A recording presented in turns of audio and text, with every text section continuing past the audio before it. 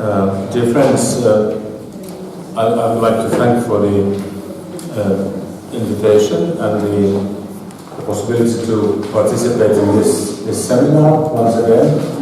And on behalf of the Conference of European Churches, it's a very good opportunity for us to meet with all of you and to share our views on important and contemporary issues like the one that we are discussing today.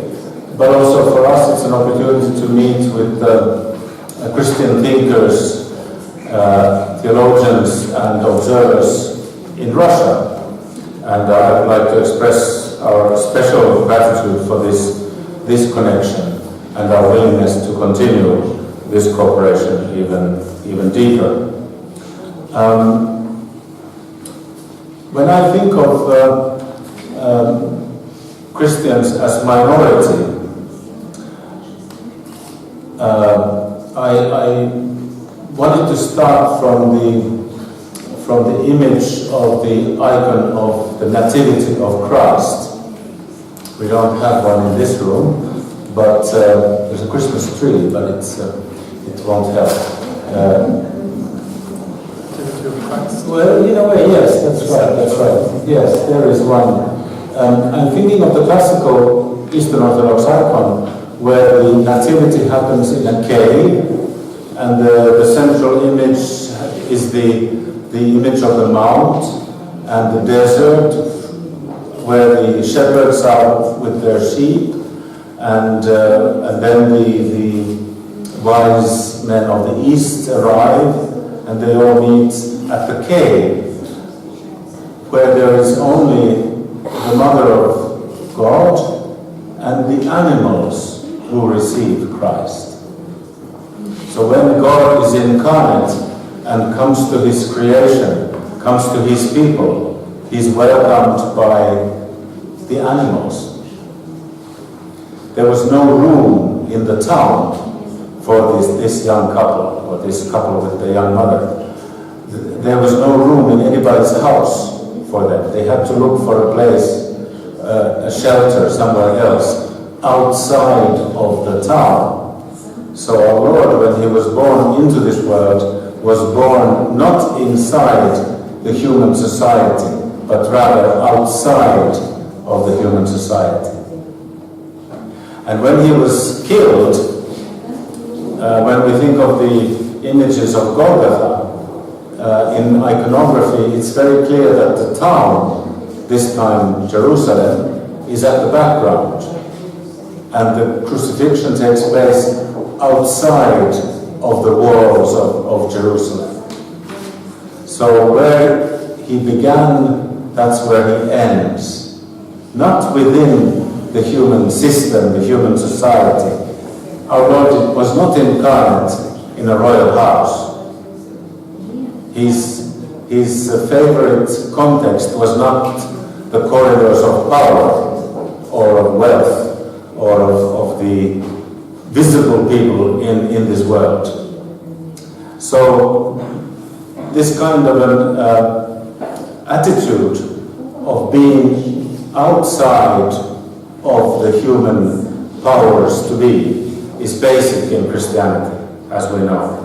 So when I was thinking of the concept of minority and majority, I somehow realized that these are concepts of this world and don't fit very well into the essence of Christian thinking. And I was reminded of Saint Gregory of Nyssa, who, I think it's in his Life of Moses, he says that the Christian life should be a life of repentance. That our basic attitude as Christians, when we walk our way towards God, should be an attitude of repentance. And what does he mean by that? He explains it that it means turning away from the things of this world, turning away from the values and systems and constructions that are characteristic for this world. So I think that to think of the task and the essence and the life of the Christian church, it's very clear from the New Testament that the church should not be concerned about being a majority or a minority. It's not a Christian approach.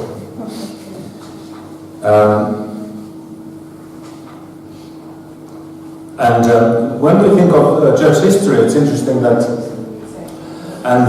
how Christianity changed from being a minority or a small group into becoming the dominant religion of the Roman Empire. So what the historians are talking about as the secret of the Christian success was actually referred to in the previous discussion, which all of it was very interesting, which I was able to hear. So what they refer to is the nature of the Christian community in its diversity. That the Christian church, the Christian Eucharistic community, was a community of different people who were not similar to each other. The otherness, the difference of the other members of the Christian community was key to the success of the Christian faith. That people who never met otherwise in the Roman society would meet each other in the church, in the Christian Eucharistic community. Rich and poor, free and slave, Jew and Hellene, old and young, including children, women and men, who lived separate lives. Otherwise, they were equal servants of God in that community. I don't know how much this is true for our Christian communities today, but definitely one can see the power in it when one thinks of that. And actually, one of our contemporary theologians, John Zizioulas, as you know, has developed a whole theology in which our salvation equals our relationship with the other, the divine other, but also the human other. How we relate and how we develop in our relationship to the other, the different one, is key to our relationship with God, and is the key in the way that Christ opens for us. And I think we still have an important theological work to be done. We the Orthodox, but also we the Christians in a more general way, we have a theological work to be done in our relationship to the nation. We in the Orthodox Church, we like to speak sometimes about the baptism of a culture, that an entire nationality, tradition, language, culture becomes Christian. It's a beautiful image, and it's to some extent it's a good description of what happened with Orthodox missions. But how does this relate to nationalism, and how is this concept of identity, Christian identity of a nation used? How has it been used? And how does this relate to the church and its relationship with the state? How do they incarnate the Christian identity of a nation? And I think there is a lot to consider there, and to look at it from a historical point of view and from a theological point of view. But the fact is that this time is over, I think. That the time of Christian nations, when we can speak of the Christian identity of a people, of a culture, when we can speak of we can come to identify the church and the nation, I think that time is over. And it's typical often for the Orthodox to identify ourselves with a past, an ideal golden past. After the Soviet era in this country, my friends were talking about different ways to identify yourself as Russians in terms of history. That your ideal Russia was before 1917, or your ideal Russia was before Peter the Great, or your ideal Russia for some people was before Christianity. So you could look for a golden identity somewhere in the history. But anyway, it's history and it's past, and this I think we need to acknowledge, and that we don't. God has not put us in this life to look backwards. As St. John Chrysostom says, God has put us here to look forward, not even to look into the shadows of today, but into the light that God wants to invite us to.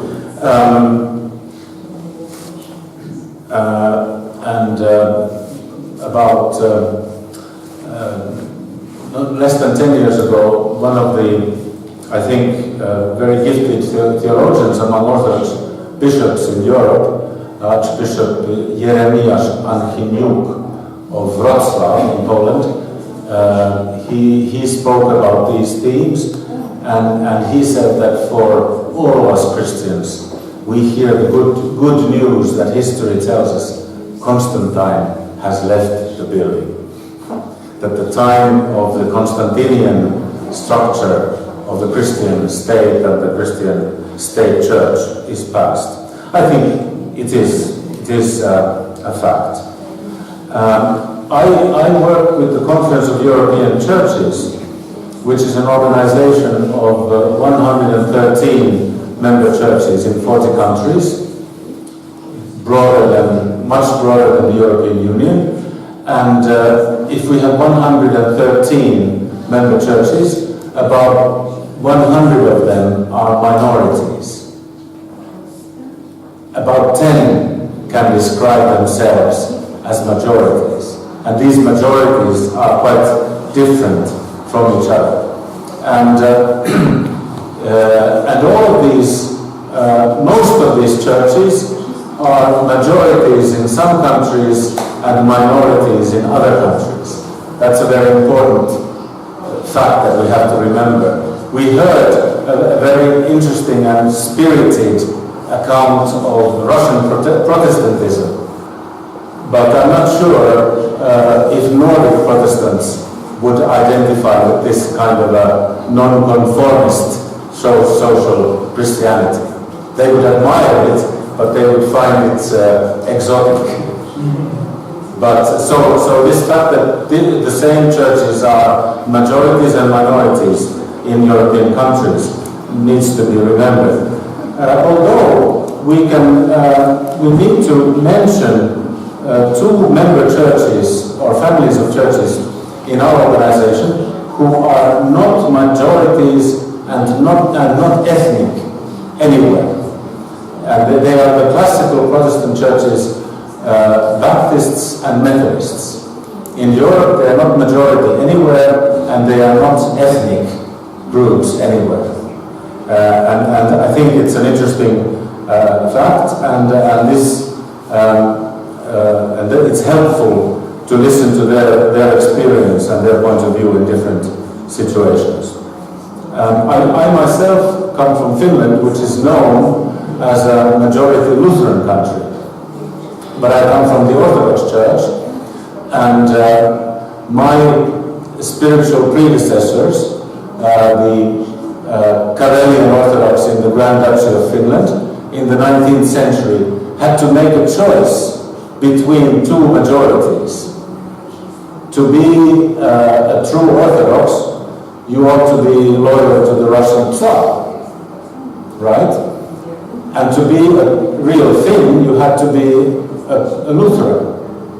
But they didn't choose either of these majorities. They chose the uncomfortable minority experience. Then we have to also ask the question about Christian minorities and majorities. We can look at it from different points of view. In different European countries, the relationship of church and state is very different. We have countries with historical established churches, and in some places the relationship between the old majority church and the state is very close, and the minorities are less equal than the majority, even juridically. And it differs if this has a concrete practical importance for the life of these churches, but these situations do exist in different countries. We can also look at the way in which European nations identify themselves with their traditional Christianity. And we can see a great variety of situations. In the European Union, according to statistics, there are a few countries where the majority of the population go to church regularly, but there are not many. Over 50% it is in Poland, Romania and Portugal, I think only. Then you have countries where it is quite high, but less than half. And those would be countries like Italy, Greece, Cyprus. In Southern Europe, Catholic and Orthodox tradition, but not majorities.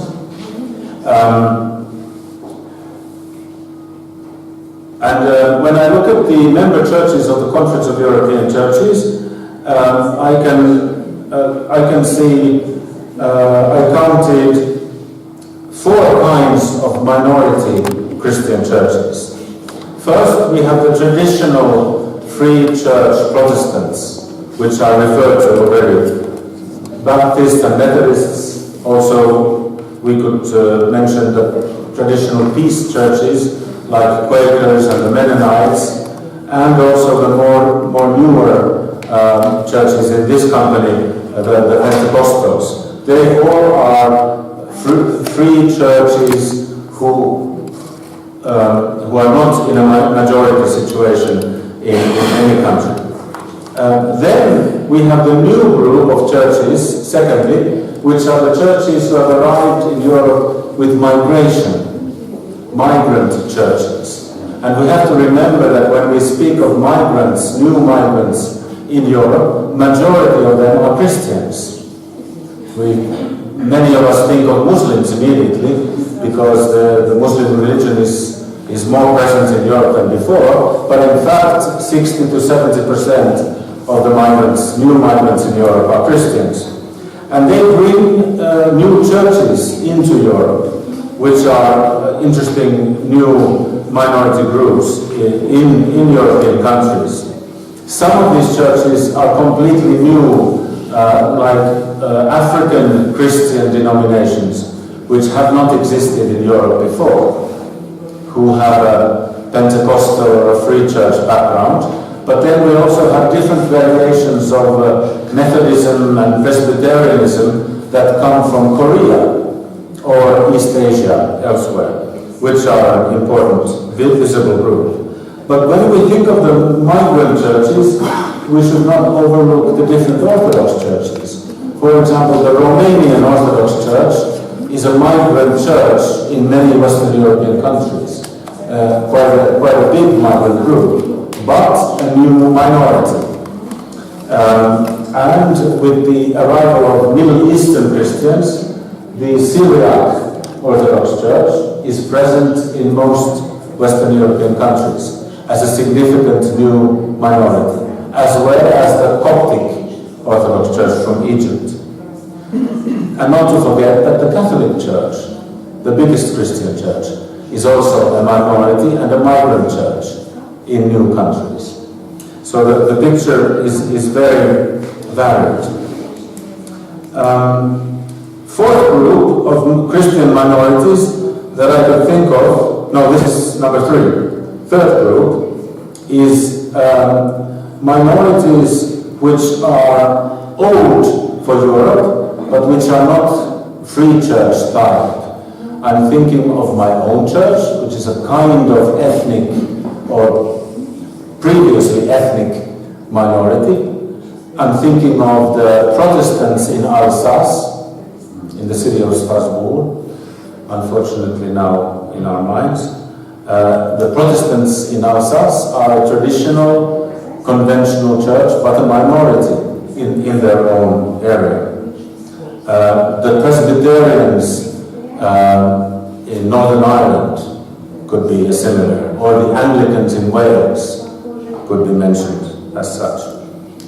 And then the fourth group I could think of are the churches that used to be majorities but became minorities.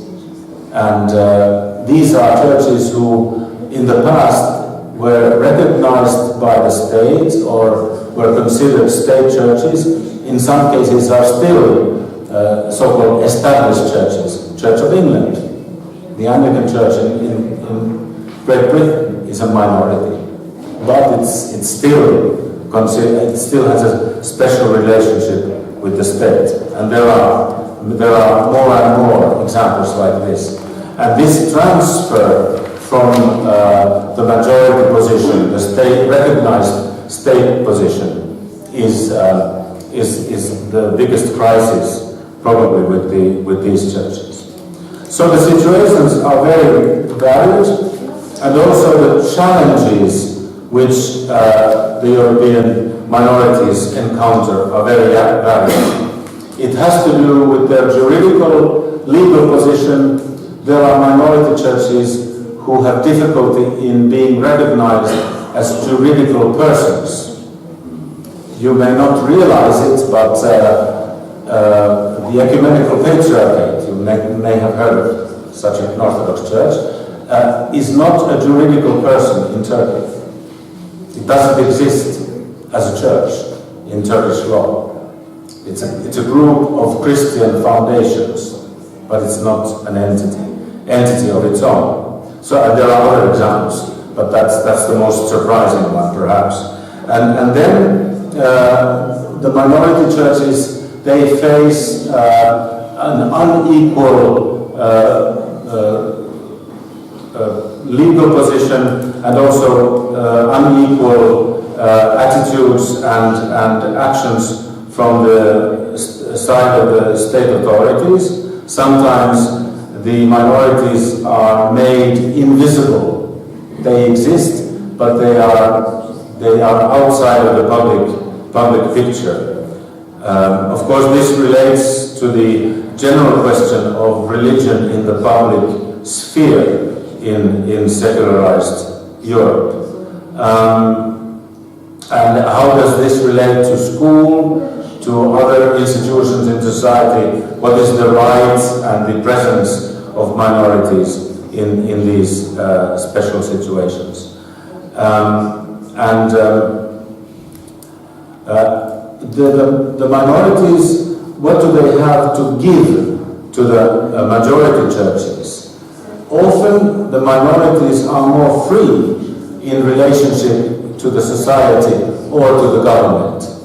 We have seen the minority churches show the way to majority churches in social discussions, like the burning issue of migration and refugees, and the way in which churches relate to these critical situations. Often the minority churches have shown the possibility for Christian witness in those situations. And other similar examples. I think that if we look at the future, one area where the minority churches may be helpful to the majorities is the way in which our governments in different countries are taking military solutions back into the political discussion. Peace is not the first option always. Or there is another option, which can be military action by our governments. And I think that the minority churches will be more free than the majorities to bring this problem into discussion in the future. And I'll just simply finish by mentioning the issues which my organization has discussed in relation to minority churches. 2 years ago, we had a seminar in Zagreb, in Croatia, discussing the contribution of religious minorities to the society. And it's a very sensitive issue in the Western Balkans. And as one result of that seminar, we brought a group of Serbian youth from Croatia and Croatian youth from Serbia, Catholics and Orthodox, into Brussels for a visit together. Then we had another seminar 2 years ago in Cyprus about access to holy places. That's another concrete issue where the position of the minorities within societies is a critical one. And in the next few years,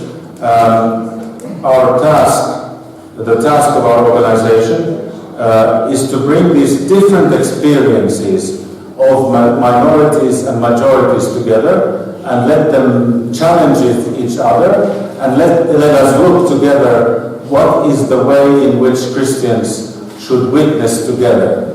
What is the contribution to Christian witness in today's world from the point of view of minorities and from the point of view of majorities?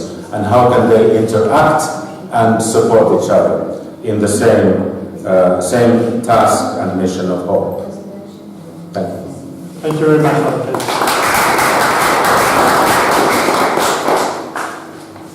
We have a little while for discussion.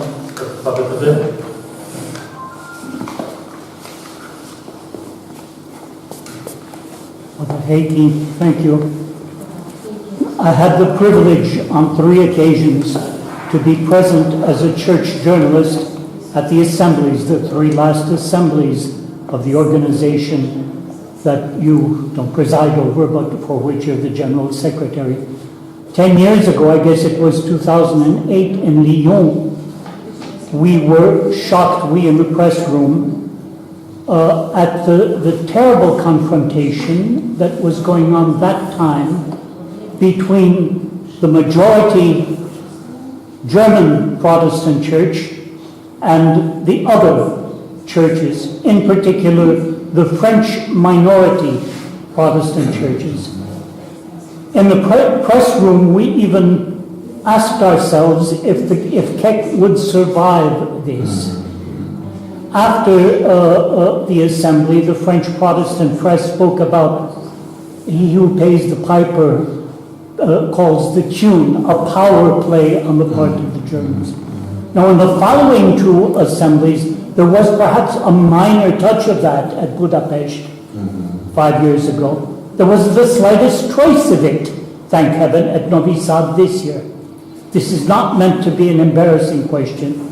What went wrong? Has there been discussion about how to keep this? Was it a question of personalities? How did Keck get through that terrible-looking crisis of Lyon? I don't know if you were there yourself. You were there, so you might have seen it in a different way than we journalists did. Thank you. Thank you for the question. That's what the politicians say when they don't know what to say. It's a refreshing way to look at this crisis in Kent. I would rather explain it from the general crisis which has encountered ecumenical organizations sort of everywhere, which is the fact that the ecumenical movement as such is not the highest priority of the churches anymore. I don't think the ecumenical movement is ending. There are some voices who said that in year 2000, that it belonged to the 20th century and doesn't belong to the 21st. I think it definitely does belong also to this century, but it has, does not have the political priority of the churches. And the question which was expressed in this critical way in Lyon, it was precisely, I think, about this: how much priority the churches were willing to give to our organization, in our case. And it was, the power play was between our biggest member church, which is the German Protestant Church, as the Russian Orthodox Church has suspended its membership, so they leave the game to the others. Between this very big, influential church and the others almost. So it was, I wouldn't, the French were very expressive in this, but I think the Nordic majority Protestants would have agreed with the French. They played a conciliatory role. They tried to play, yes, and I think we came out of that crisis through compromise and through renewing our organization. And the assembly we had this year was the first one after all of this. So let's hope it was a good sign for the continuation.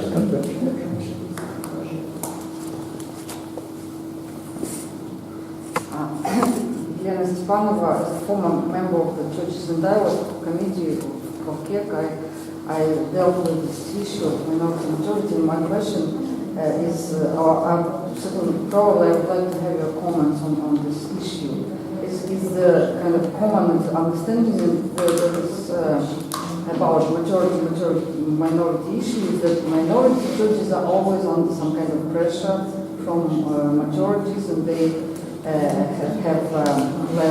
they're less privileged in the society and so on.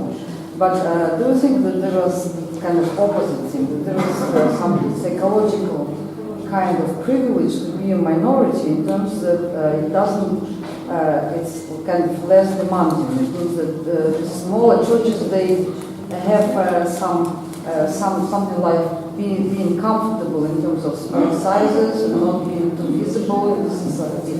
So it simply means that if there is a minority, it's the entity which is seen from the broader society of the more majority churches as something which is doesn't have the same level of responsibility on being in terms of sizes, in terms of theology, and so on. Or something like that. It's easier to have less people in the communications or less people involved and to manage them than to have a kind of a bigger churches and so forth. Yes, I think the majority churches and the minority churches face similar kind of challenges, irrespective of their confessional family. Catholic majorities, Protestant majorities in Western Europe are in a very similar situation. And I think Orthodox majorities in Eastern Europe or in Greece are coming into the same phase historically. And minority churches have the same challenges and the same benefits in different church traditions. Yes, I think it is. I wouldn't use the word comfortable for the minorities, because many minority churches have a lot of difficulties. But certainly, with secularization, they are more free. They are under less pressure, certainly from the majority. Churches, I think, churches of different sizes have a great solidarity with each other in many situations. I think in many countries there is more and more equality between churches, more cooperation. Maybe there is some pressure and some discrimination from the secular society, from the legal systems or the attitudes of the secular society towards minorities, yes. But I would use the word free. Probably the minority churches are more free in their expression of Christianity. And the majority churches, I don't know, responsibility is perhaps not the best word, but they do bear a certain burden of trying to fulfill the role of a conscience in the society, or of giving some content to national identity. It's a very heavy task, and I don't envy that at all. I think when we look at we can look at many minority churches who can serve as examples of church life to some or many majority churches.